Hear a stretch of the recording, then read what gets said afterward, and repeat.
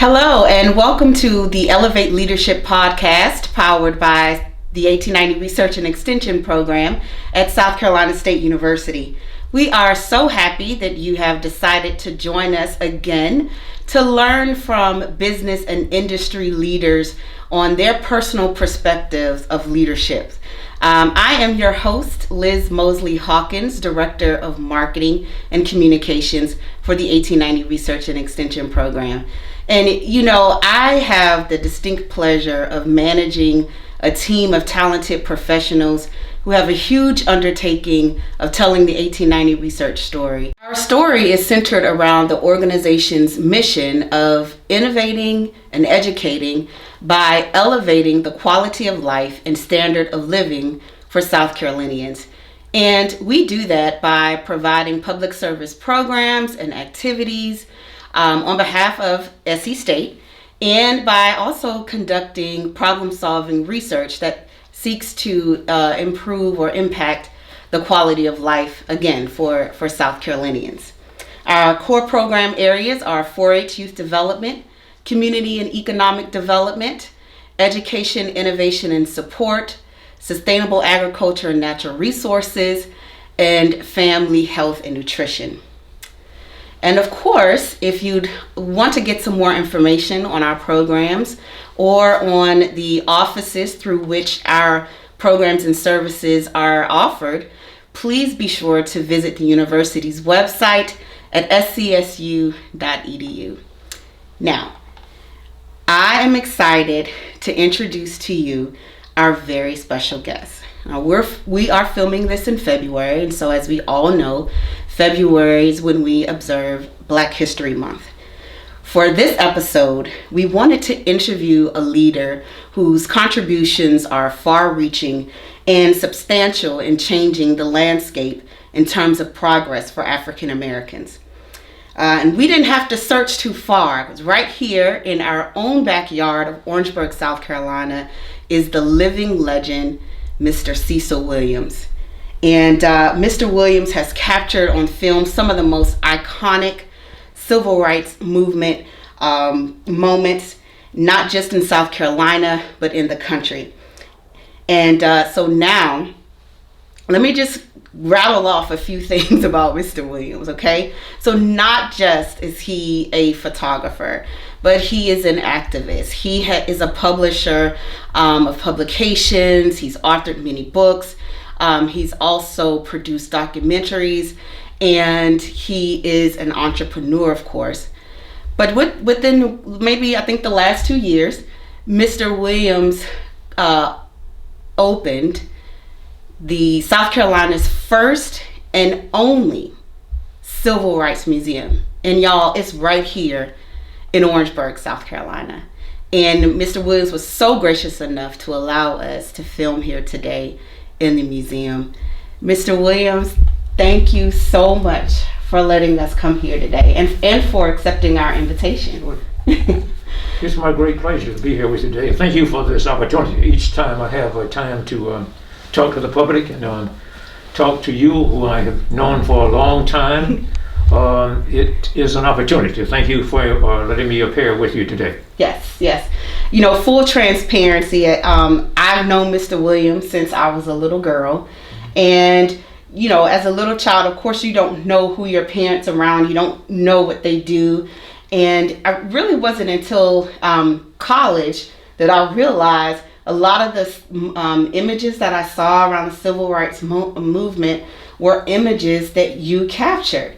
And I'm just so honored and humbled to have you in my life the way that I have.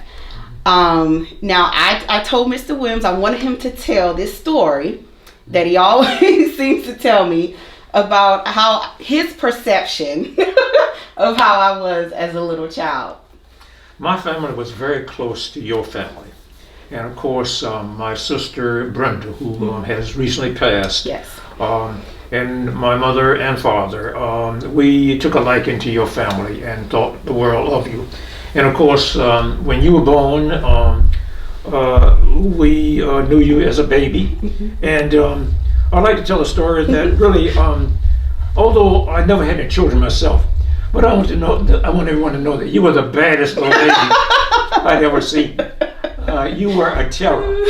But it's wonderful that you have grown and blossomed into a beautiful young lady, an asset to Orangeburg and South Carolina State, and I congratulate you for that. And I'm very happy that we played some part in your very, very early beginning. Yes.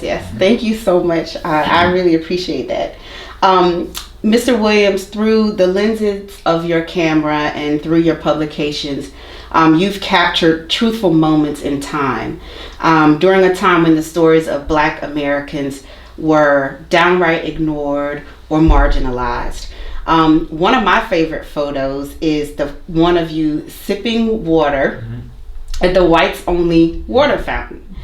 And in that photo, your eyes convey to me so much courage and bravery. And when I think about your photos, it to me, that picture encapsulates everything about the work that you've done, because I know that it had to take so much courage to do the work that you've done. Can you tell me the story behind that photo and why it is important for you, and why it was important for you to take it? South Carolina, in many ways, has been left out of the central theme of the American Civil Rights Movement. That period of time between 1950 and 1970, which transformed America from that of being a segregated society to that to being an integrated society. And so many South Carolina events have been left out of history. And that was really the background of why I took it upon myself to have the audacity to try to individually finance a museum, because museums cost millions of dollars and I didn't have millions. But I did have a building, and of course I went about making it happen.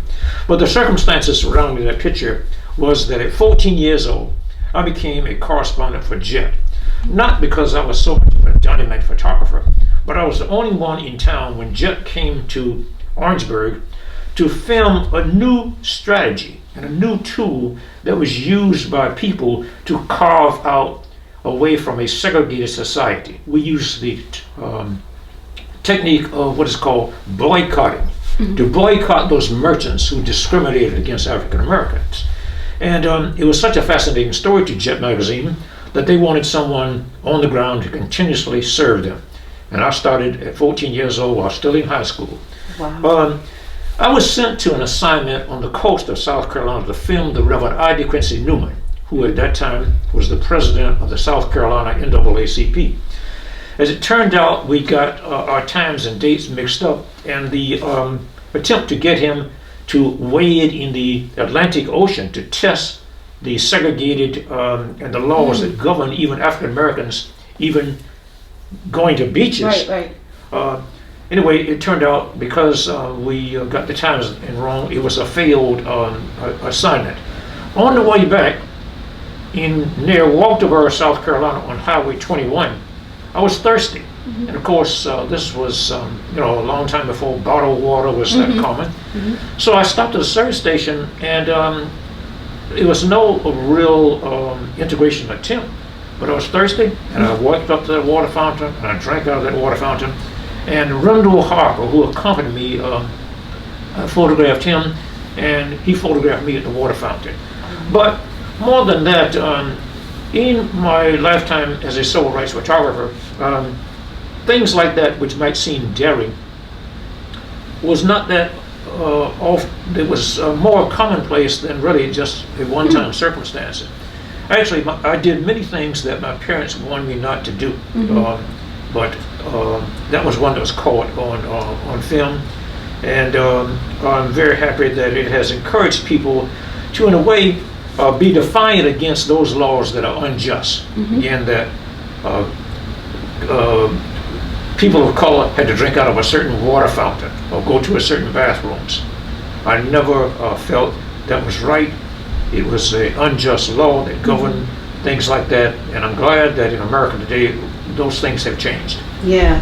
And do you know that photo? I often see that photo because of course I'm on social media, and you'll see it come around like every once in a while, and people's comments are just like, man, that's a bad dude, So it's to me, it's just an amazing photo. Now, you talked a little bit about starting at 14 with Jet Magazine, but how did you get into the field of photography? Just give us a little snapshot of that.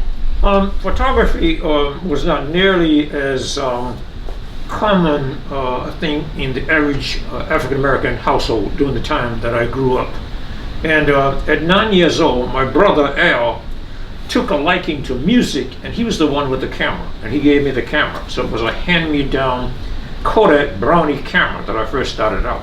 And I was fascinated with the camera because I could actually be more creative with it, because I didn't like my sketches I drew. I wanted to be originally an artist or an architect.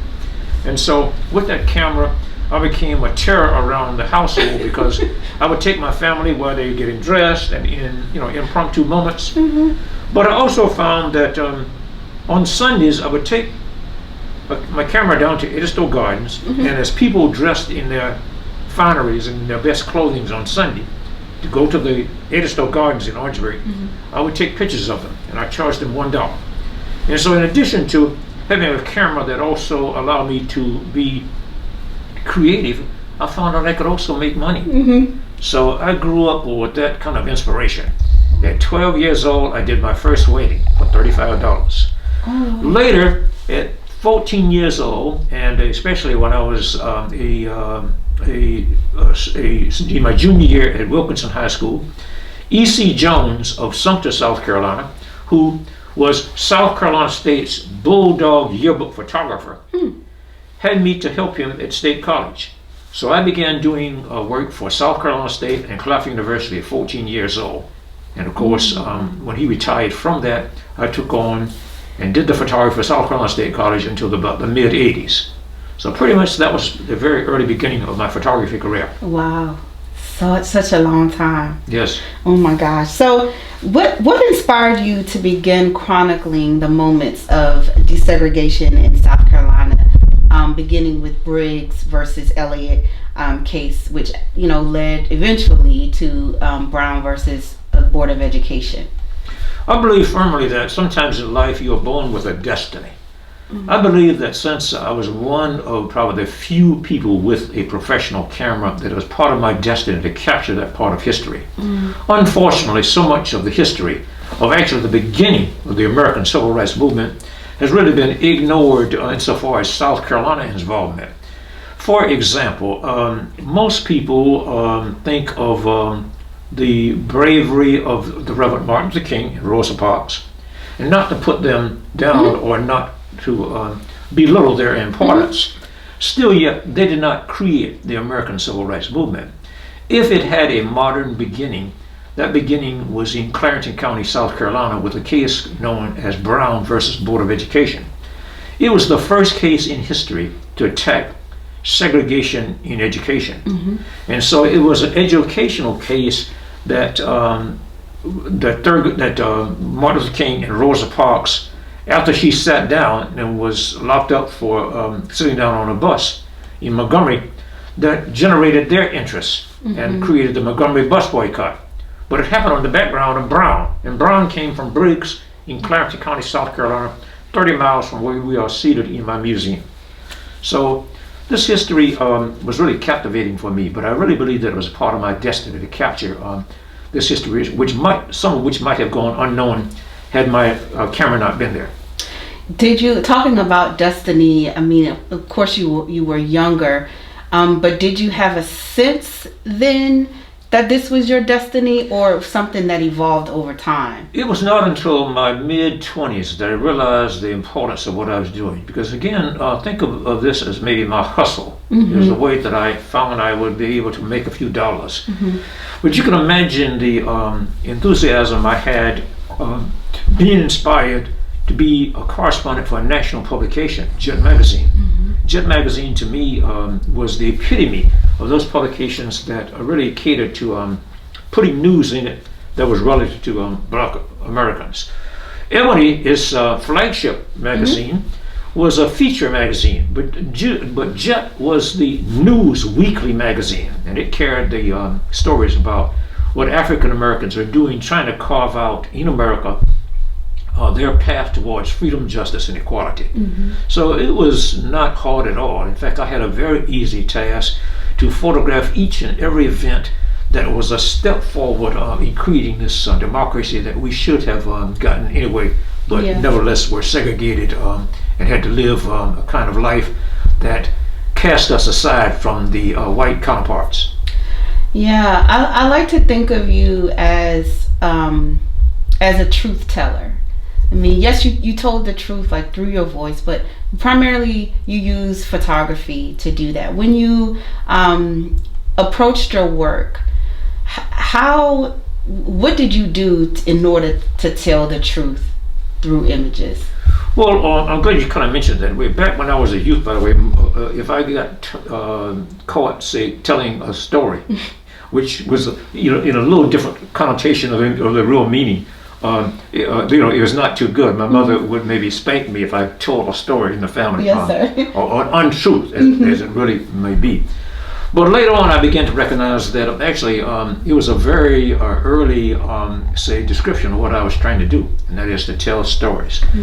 Pictures and the power and impact of photography is like nothing else. The power for a photograph to convey the who, the why, the what, the where, the when, it's unbelievable and it's incomparable. Nothing else comes close. You see, a photograph mimics life like nothing else. When it comes down to video and motion pictures, there's nothing else that does that. So that's why it's so powerful. So as events would happen here in South Carolina, in El Rey, in Charleston, in Columbia, and by the way, that was my beat. I didn't go too much out of the state of South Carolina. Okay. And for a long time I thought that to be something negative, but I was glad that I became the photographer and the chronicler of those major events that happened in South Carolina. And so it was fascinating to be able to try and tell those stories with photographs, to capture images of people who were doing brave things against the laws and against the customs. There were laws in place in the state of South Carolina that stipulated as to where you could go to school. You can't go to a restaurant. You can't go in a store and try on a pair of shoes because of your race. You can't do this, you can't do that. You can't go to a theater. You can't even go into a restaurant and get a hamburger. But there were also in various cities throughout South Carolina and elsewhere in the South that also stipulated by way of custom. When you pass a white person, you aren't supposed to look at them. Right. And all kinds of other things that really, when you look at it, were just crazy. I have to say that just like any other kind of culture or race or people, there were good black people and there were good white people as well. Oftentimes during my years as a youth, there were white people who really befriended my family. And I think that was just not commonplace. That was very commonplace throughout the South. But it seemingly the laws of the state lean towards wanting to restrict us to various kinds of things, such as where we could go to school and the other things I mentioned. So telling the story, I believe, has been important to the development of this country so that we could be a nation of change, a nation that really truly represented the democracy that we are supposed to represent in this world. Right. Back then, of course, like I said, you were telling the truth. You were capturing these in black and white. Was there ever a time when someone tried to keep you from telling the truth? I was arrested twice. When we participated in demonstrations and marches and protests, actually law enforcement did not necessarily separate me from being someone who was marching and demonstrating. It just happened that I have a camera on, and so I went to jail twice for attempting to take pictures. What made me even angrier was that in one occasion, the South Carolina Highway Patrol arrested me in downtown Orangeburg because I was about to capture a picture of South Carolina State and Claflin University students who were about to march through the middle of Orangeburg. And the police chief had stopped them and said, if you take one more step forward, we're going to arrest you. So seeing that this was going to be a great moment, the fire chief had called in the fire department, and they were about to spray the students. And so I took my camera and with this wide angle lens got down kind of low to capture the fire department about to spray the students, and also the students on this side. And then 2 Hyper-Bay patrolmen came and picked me up and took me to the patrol car and took me to jail. So that was maybe just one incident. Another incident was that when I was taking pictures on the lower part of Russell Street, where today the Orangeburg Massacre is. Of course, that during the time that I was just telling you about was the Orangeburg Massacre had not occurred. But I was also arrested again and again, taken to the city jail. I was actually jailed at the city jail twice. I never did go to the county jail. And fortunately, the city jail was a little better than the county jail. If you were in the county jail, I mean, it was about as nasty as you could expect. And usually I did not stay a prolonged time. I got bailed out in about an hour by the NAACP, and so they wanted me out so I could continue taking my pictures. Because one way that one tool we were using to fight the racism is to let the outside world know what is going on. Just like the unrest in America and the marches and demonstrations that generated from the gentleman's death of this past summer, wherein American youth joined by black and white students and the Black Lives Matter marched throughout the country and actually throughout the world. The students then were doing the same thing.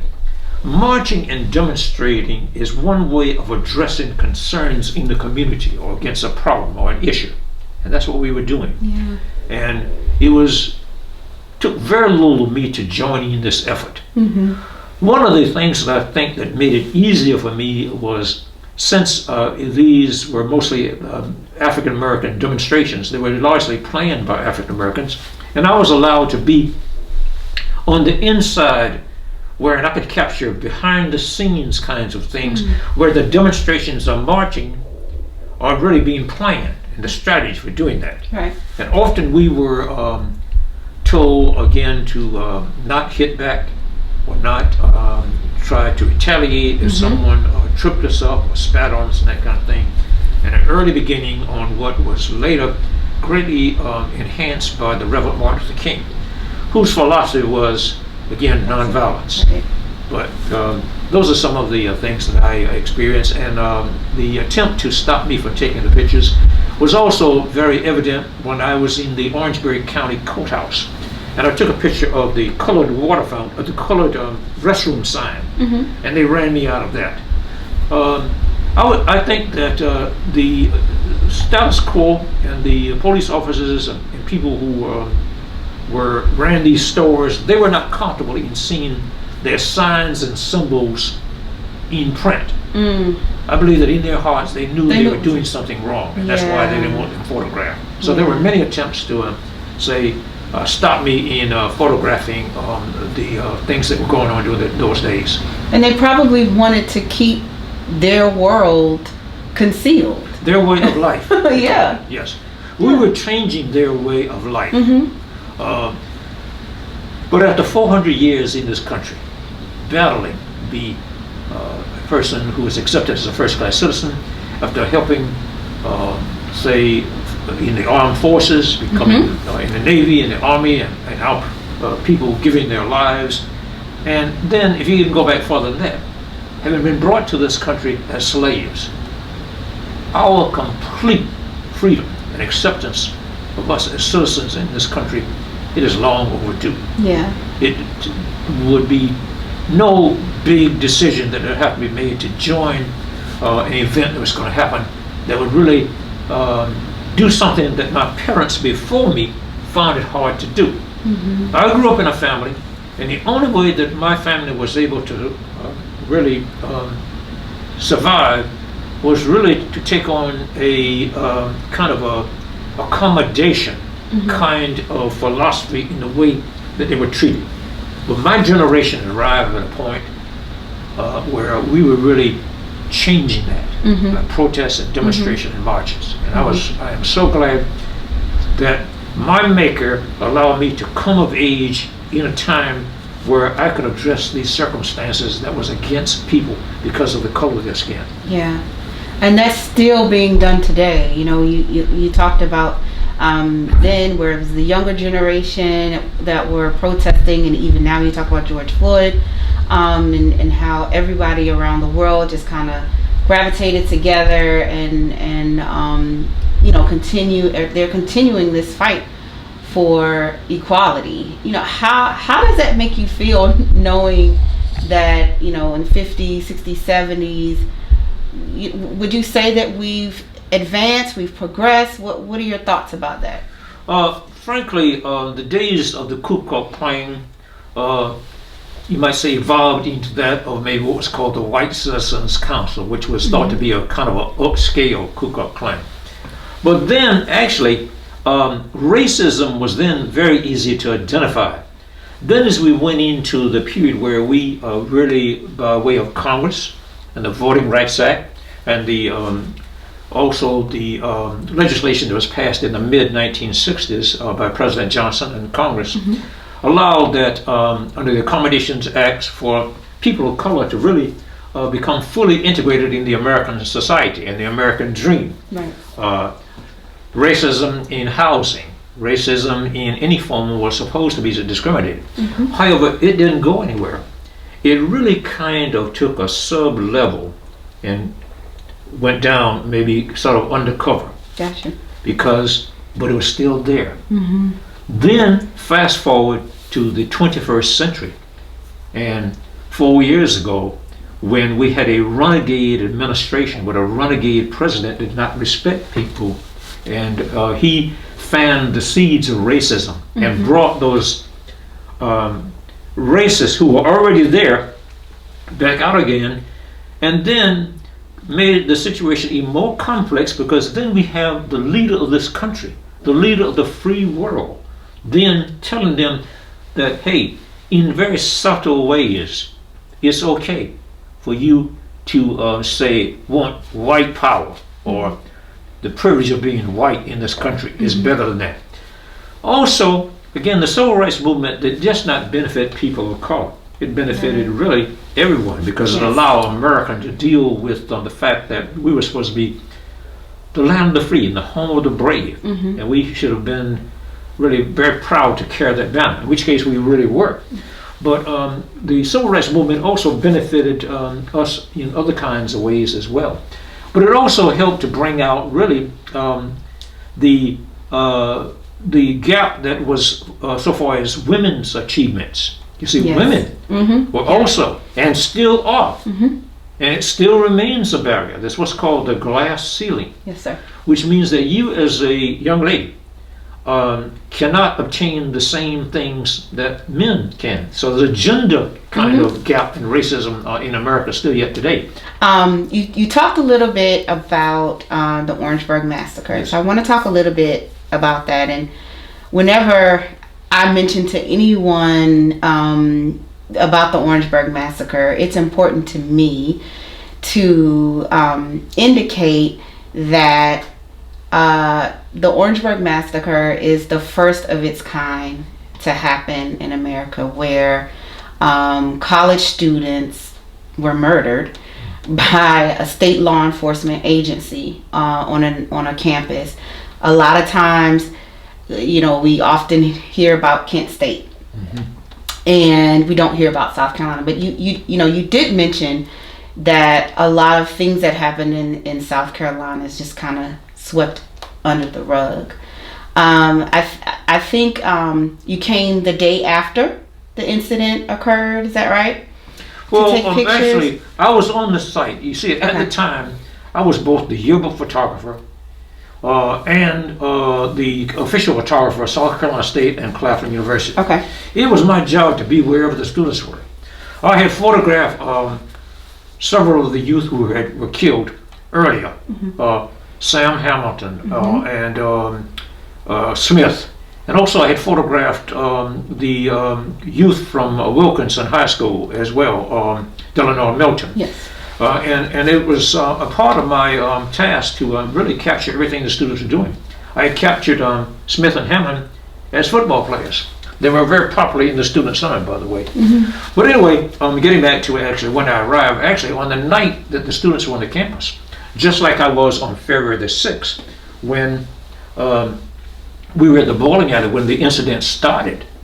I was capturing those events. Okay. But about 7 o'clock, when it was just beginning, ready to get dark, I left the campus to go get something to eat. Mm-hmm. And then when I tried to get back on the campus, and the students had assembled there near the edge of the campus, I could not get back on. So it was I guess my destiny not to be there when the firing actually started. Yeah. So during the night when the Orangeburg Massacre occurred, I was not on the campus when the firing occurred. Okay. But about 7 o'clock the next morning, I reappeared on the campus. It was really, it looked like what was a battlefield when I got on the campus early that morning. I got out of my car, I swung the door open, I had on a trench coat. It was a cold February morning, much like it was today, kind of overcast. Mm-hmm. And as I began walking along on the site where the incident had occurred, I began picking up items. And some of the items I picked up were the shotgun shells, which are shown on this photograph here. Mm-hmm. Those shotgun shells, the importance of them was that they led to actually the highway patrolman who had actually fired the weapons. So I was called in to testify at the trial of the highway patrolman. Unfortunately, even though 9 highway patrolmen for 10 seconds blasted State and Claflin students, they were found to be innocent. In fact, in less than 30 minutes. So that itself was insult to injury. Mm-hmm. And I also think, and I didn't know this, but I just heard this year that many of those officers were promoted. One of the officers was promoted to lead the highway patrol, to give you an idea of how South Carolina felt about this. Mm-hmm. The governor of our state, McNair, tried to paint a picture that there was an exchange of gunfire. The students had no weapons. Mm-hmm. If they had weapons, they were surely very, very poor shooters because nobody else was injured. Yeah. If they had weapons, would they have missed? I'm certain. No, there were no weapons. The students didn't have any weapons. The only weapons on the campus was in the ROTC. And those didn't have any, actually the weapons were there, but they didn't have any ammunition, so it wouldn't have been any good. But in the museum today in Orangeburg, I have the remainder of the shells that I did not give to the Federal Bureau of Investigation.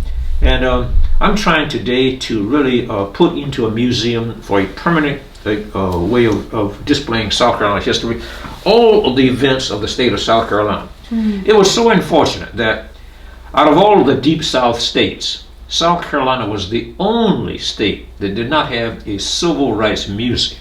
A museum that paid tribute to those persons that really sacrificed so much that we might have a better life. And so this is why you might say, during my retirement years, would have rather been maybe doing something else. Mm-hmm. But I thought it, again, imperative that I really do this and try and start this. Mm-hmm. I tried to get the assistance of the state, the county, the city, to no avail. So this is why I started. I started what has become the Cecil Williams South Carolina Civil Rights Museum. And in the museum, which was a former residence of mine and also my photography studio, I have 3,500 square feet. Mm-hmm. There are 8 rooms. There are 27 of the 35 exhibits already ready. When COVID-19 came upon us, I have not finished the remaining. Mm-hmm. And even though I really never had an official opening date, because again, some of the exhibits had not been finished, nevertheless, I still had 9,000 visitors during this short time that I was open. Wow. And then when COVID-19 did occur, and I closed in March, I canceled around 500 future visits. So we've been operating here as a museum and actually offer to the public still a continuous of what we're trying to display. you can go online to cecilwilliamsmuseum.com and take a virtual tour to the museum and still see what we are doing. And that free tour is again by virtue of the sponsors and the people who have contributed to our museum. So I'm very proud that we can, still serve a purpose, even though we're living in this very closed and cautious environment. Yeah, it's just amazing, just being here and seeing artifacts like the shell casings right in front of us as we, are doing this interview. They help to tell the story. Yes. Photographs, documents, and artifacts help to really tell the complete picture, and we don't save them. The other thing that I'd like to say is that we are an exhibiting museum. Mm-hmm. So many times there are places that save African American history, and they take the history and they put it in a little gray box and put the top on it and store it away in their cabinet. Mm-hmm. What good You does can't that do? see it. You can't see it. And only a research person who have to go and sign up for it can see it. I display South Carolina history because I think it's important that we have evidence and readily available physical evidence and show the chronology of the journey that we have taken as people in this country, really trying to again carve out freedom, justice, equality for everyone. Yeah. And I'm thinking that my museum is one of those vehicles that helps to do that. It definitely is. Yes. And I definitely want to bring my son here.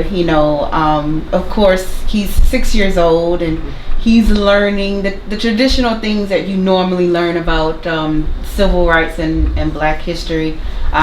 He's inquisitive like his mama. Okay. So I think he would enjoy, seeing the artifacts here and discovering, the history that is South Carolina. Mm-hmm. I want to shift a little bit because this is also a podcast about leadership. Yes. And you talked a little bit, you started your business or some aspect of your business at 12 years old as a photographer. And you're, if I can say this, a little over 80. Mm-hmm. Mm-hmm. So it's been about 70 years that you have been in business. Not that many people can say that, Mr. Williams. I mean, that's just mind-blowing to me. How have you been able to sustain a thriving business over the course of these 70 years? Not much comes to those who just sit by idly and whittle the time away. It comes, I think, with hard work and dedication. But also, when that is fueled by one other element, then it might take on an obsession, and that is passion. Most of the times when I got involved in something, I really overdid it, and that was with photography. When I thought about becoming a professional photographer, initially I really wanted to be an architect. And not being able to go to Clemson, which was the only school in the state that you could obtain a degree in architecture. Of course, I went to Claflin University, and where I majored in art. But I believe that even today, I go from about 8:30 in the morning to about 10:30 at night, working towards what I really love. So it turns out also that one of the things that really helps me to kind of keep those long hours and that hard work is because photography not only is my profession, but it's also my hobby. So that made it very easy. I love this. I love the fascination that photography has to bring, because again, there's nothing else that mimics life. And to those educators, I'd like to say that oftentimes educators, with the complex problems and challenges they face as teachers of tomorrow's generation, I know the solution to your dilemma, how to reach those students. It's right there. It's so simple. Since we have the medium of image-based technologies, such as YouTube, social media, the way to reach and come to presentations in your classrooms is to use those tools that really set students in a certain mode to do and act in a certain way, use those same tools to teach them what you want to teach them. It doesn't always take place in the pages of a textbook. Right. But you use the same tools that generate excitement. And that's the key and the tool to really reaching this generation, which we feel is so complex. They're so complex is because we don't really understand how to. And you can't get this kind of experience just by, say, going 4 years in college. It's got to come from people who actually are out there in the field, who can say, well, hey, I've been through this, I know this to be true, and here's the way to do it. So educators, this is my solution that I suggest that you might want to try to reach today's generation. You so in the financial industry, you'll hear people say, diversify your portfolio so you can have, these large financial gains. And when I think about all the things that you have accomplished, that is one of the words that stick out to me, is that you've diversified. You've used your talent and creativity, and like you weren't able to go to Clemson to get a degree in architecture, but you designed 3 homes. 3 homes, yes. So you still used your creativity to do that. You've published books and produced documentaries. Was that intentional for you to diversify, or did it just happen as an organic process? I would say that I feel that I was blessed with some of the things that helps to make a person successful, and using those talents and those blessings that I have received, I think that I've tried to use the tools and the things that I have to really benefit others. So you can try to do everything just for you, and it's good to take care of yourself, and you got to take care of your family and that kind of thing. That's understandable. But actually, benefiting others is also something that we learn by going to church and our education, and it's something that we should all really follow those the kinds of lessons in the tools we need to live a successful life. However, I don't believe that you've ever heard of in your entire life a rich photographer. It's just a profession. So I've tried to be, comfortable in what I've done, but I've also reinvested in the community. There are people who live their lives and they really only think about themselves. Just for example, think about the number of people who work at South Carolina State University in Claflin, in Orangeburg, Wilkinson, who live in Orangeburg, get a salary from Orangeburg and South Carolina State and Claflin University, and at 3 o'clock or 5 o'clock they take off and go to Columbia to live. And don't think anything about reinvesting in the community. Granted, they may know something I don't know, but still yet I believe that we've got to reinvest in the community. One of the reasons why I have lived in Orangeburg and care to stay here, even though I've been many other places, I believe Orangeburg has great opportunities that can still be achieved here. We are right between 2 major points, and geographically speaking, in South Carolina. We're in the Midlands, in the lower country, but Orangeburg to Charleston, then you find Orangeburg right in the middle.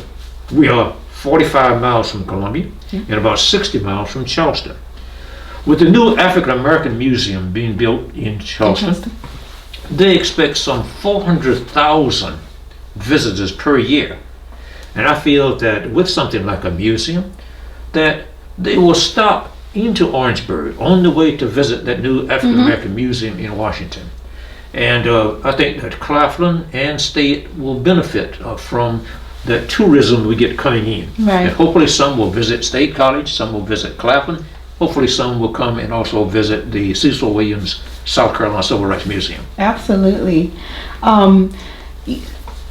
Another thing that I wanted to make sure that we talk about is that you are a pioneer.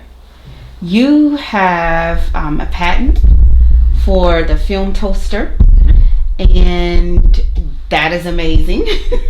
Tell us what is the film toaster, and why did you decide to design it?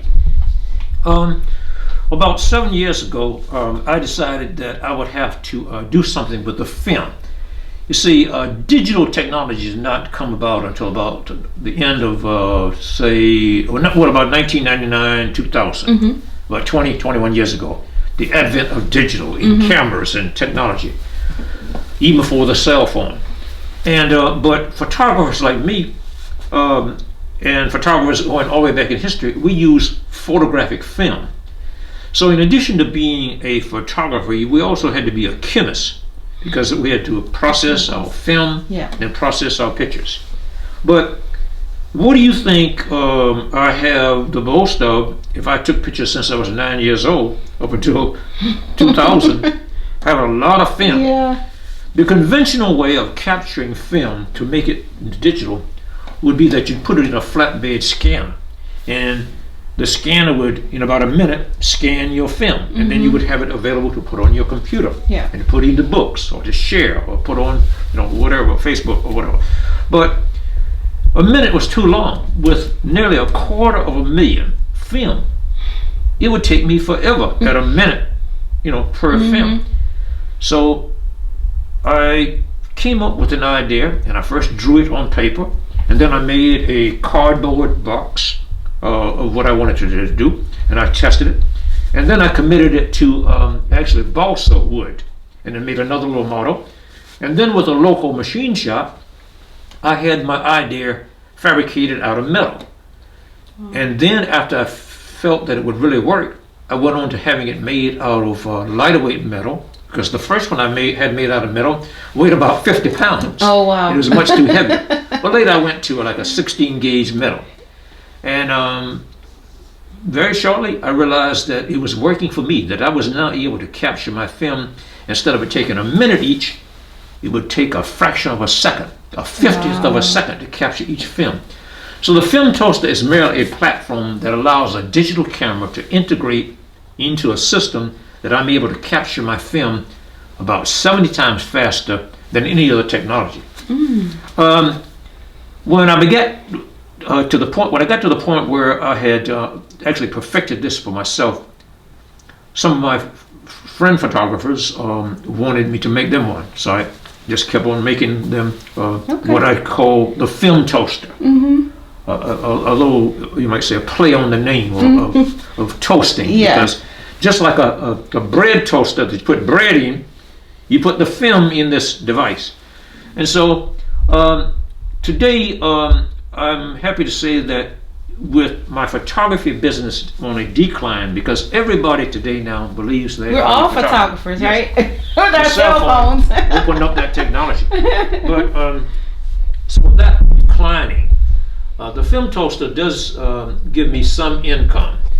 I reached the point of just recently selling them all over the world. In fact, oh, great! It's sometimes very challenging to be able to send them to Brazil or Italy or some other part of the world. During the summer, I received an order from the Danny Thomas Cancer Center, or Center for Children in Tennessee for film toasters. And then one day I got a email message that this gentleman by the name of Thomas Knoll wanted to purchase a film toaster. Those of you who may not know who Thomas Knoll is, you might know of Photoshop. I was going to say, that name sounds Photoshop is familiar. that marvelous device now owned by Adobe. Yes. That makes our lives much easier, where we can be creative. Everybody can be creative. Yes. And so I sold one to Thomas Knoll. Wow. And in the email, I asked him, I said, "Are you the famous inventor of Photoshop?" He said, "Yes, I'm that person." I said, "Well, I am very happy to make this sale." So I've been very pleased on the fact that during the COVID-19 crisis, when we closed the museum in March of 2020, that I have been able to have some income from selling of the film toaster to try and continue the work that I'm trying to do. And thank you for asking about that. That invention. It is a patent pending. It is actually my third invention. I invented also two other things, back doing. So I call myself more of a tinkerer, but again, I don't become involved. Whenever there is a problem or a challenge, actually that could be an opportunity.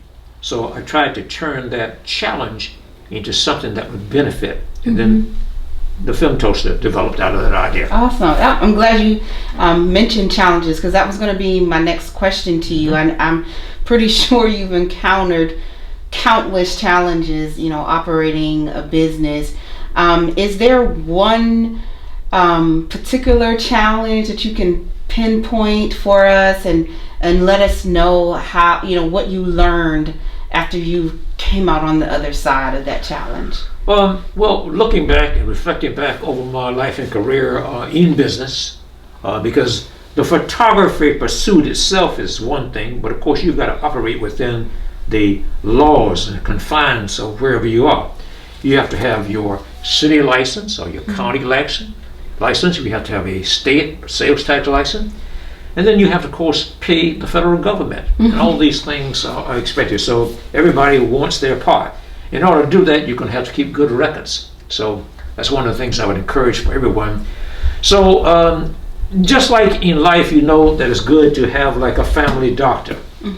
You should also in life prepare yourself to have maybe a person in the legal profession that you can consult with, maybe an attorney, and also an accountant to give you advice if you can, and maybe even if it only went to you, helping you to set up your books. Yeah. But we have great tools also like QuickBooks and other things to help you keep up with and makes your business manageable. Yeah.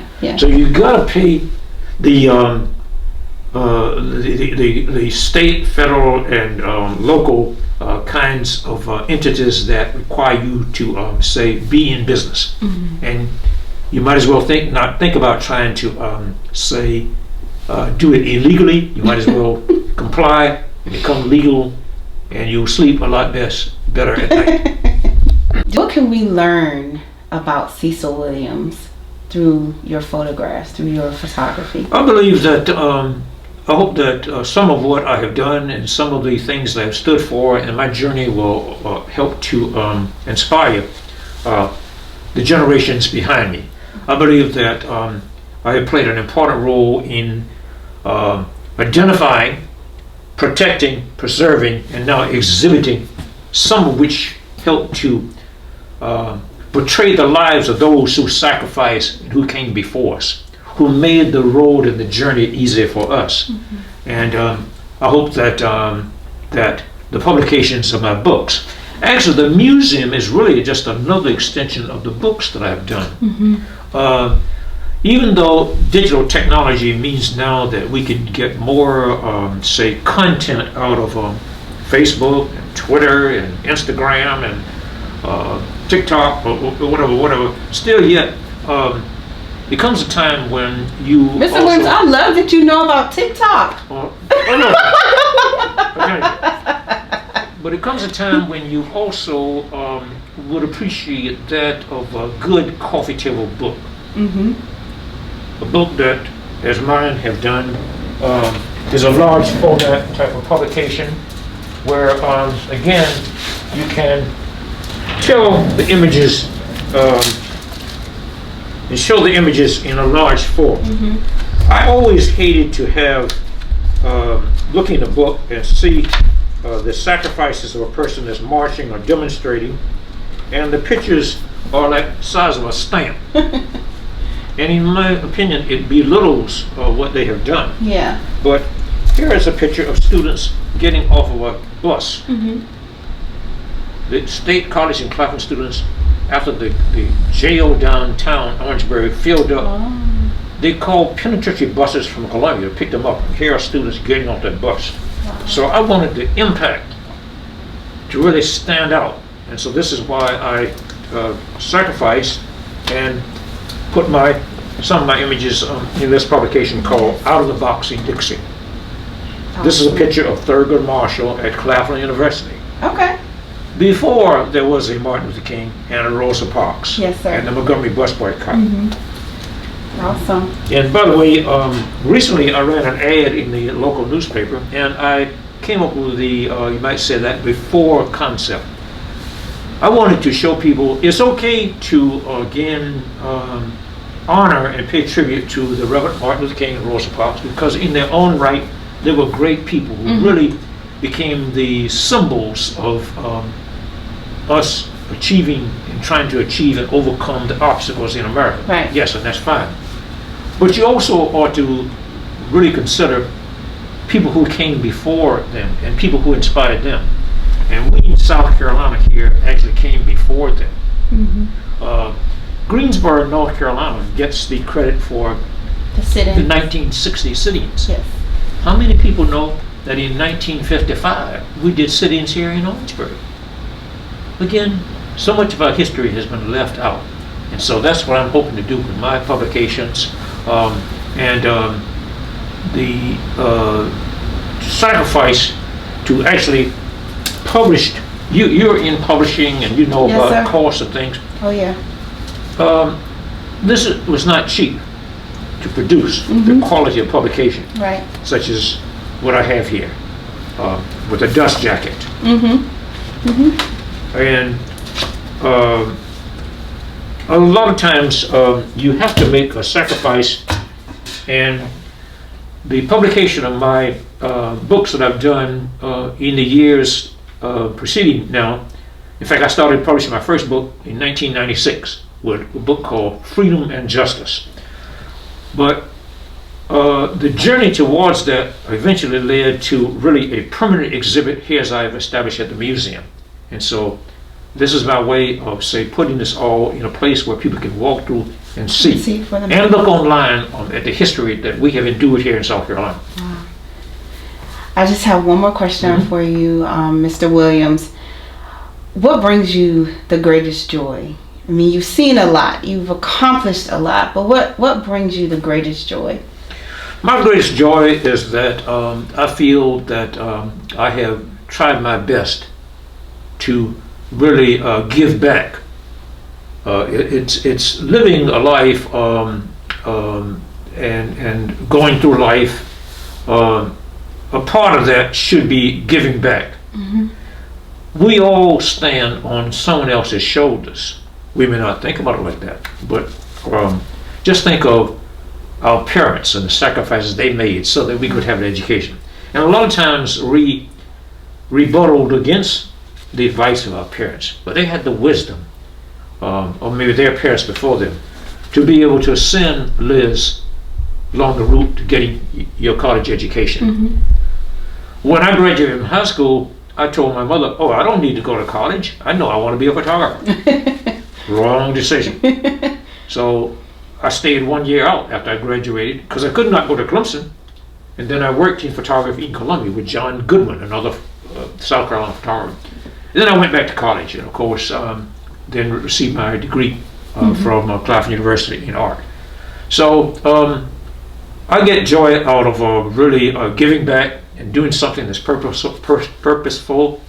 And also, I have a joy in really, you might say, what do I do on my day off? On my day off, I take pictures. Yes, because it's your hobby. Yes. One of the reasons my museum right now is a little bit on the junky side, mainly I have been designing a film toaster that operates, and it's a vertical kind of format in its physical shape. I'm now at the crossroads of where I'm trying to now take the vertical shape film toaster and make it horizontal. And that's a challenge because there are other challenges. So since Thursday of last week, much of the junk you see on that table over there and the things you see here, those are things where I'm attempting to fabricate a horizontal based film toaster to accommodate a greater variety of cameras. And it's led me on a pursuit where, I had come up with configurations of devices that might lead to that. Wow. And so the other thing that I enjoy doing is that if you were to go to my house, which is next door to my museum, you would see that I have an entire wall of movie DVDs. And so I like to look at movies. Okay. And so that's my way of kind of coming down and relaxing. And I think it's also educational. And so after working all day, that's one of my ways of enjoying myself. And then during the time before COVID, of course, I loved going to movies. Yeah. I love movies so much that when a movie that influenced, I think, this country in direction in science fiction came out many, many years ago, it only premiered in New York and Washington. A friend of mine and I drove all the way to Washington, D.C. to attend the premiere of a movie called 2001, A Space Odyssey. Yes. Okay, so that's how crazy, And then another friend of mine and I, this was after college and before I was married, we drove, during the summer, we drove all the way to New York to go to a opening of a movie there. Stayed only one day, turned back around, drove all night, and returned to Orangeburg. So you gotta be crazy to do that. It has certainly been really wonderful to see that you have made your journey to being a successful person that you are. Oh, thank you. I congratulate you and the project at State College that has seen your talents and allowed you to grow and flourish. And I'm looking forward to you doing great things. I want to thank you very much for the opportunity of having you select me to be interviewed today. Thank you very much. I wouldn't have any other person. Thank you. And like I said in the beginning, I am just simply so honored to be here today with you, but just to also have you in my space, in my life. And so thank you for the work that you've done. We often say speak truth to power. Well, you've done that through your work, and we will forever have this for us to always look back at and to know where we've come from. Hopefully, as you said, we will continue to progress. We have to progress. Yes. So thank you so much, Mr. Williams.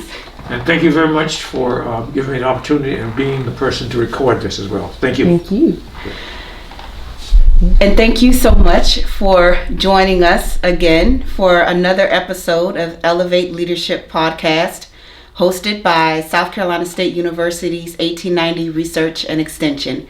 We hope you'll join us next month, where we will celebrate Women's History Month, and we'll also have a special episode later in the month, but we're going to keep that under wraps.